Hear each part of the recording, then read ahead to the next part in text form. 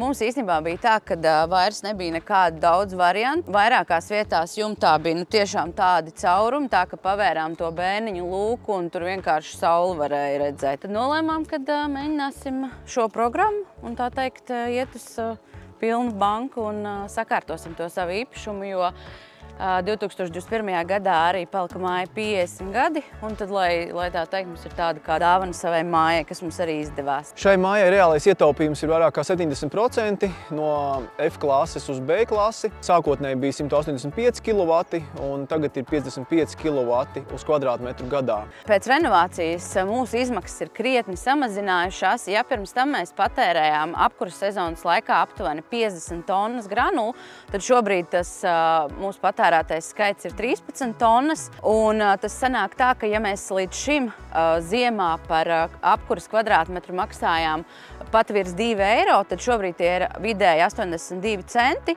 Kredīta maksājums arī aptuveni tikpat, tad kopā sanāk, ka tas maksājums, kredīts plus apkuras maksājums ir mazāks nekā pirms tam mēs ziemas mēnešos maksājām tikai par apkuri vien. Ziemas sezonā tiešām kāds 200 eiro, tad šobrīd kopā ar kredītu ir kāds 150 maksimālais. Pirms 2 gadiem es atnācu uz šo māju no tās iepriekšējās mājas, no Silva 1A, kur bija jau renovācijas darbi pabeigušies. Un tad, kad es salīdzināju 2 vienādu platību dzīvokļu maksājumus viņu mājā pēc renovācijas un šī mājā šobrīd, tad tur bija 60 eiro, man bija 260.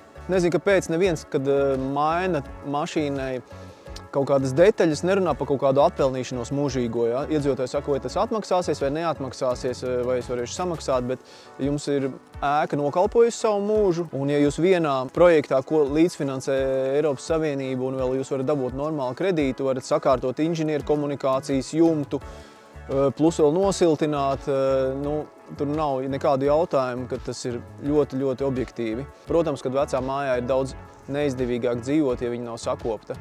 Tad, kad mēs viņu norenovējam, mēs iedodam otru mūžu. Principā, ja renovācija tiek veikta kvalitatīvi, tad tie ir vismaz no 30 līdz 50 gadiem. Mājā iedzīvotāju sastāvs ir nomainījies, ir jauni, aktīvi cilvēki, un līdz ar to man ir izveidojusies komanda, un mēs sākam gatavot projektu, pieteikumu renovācijai.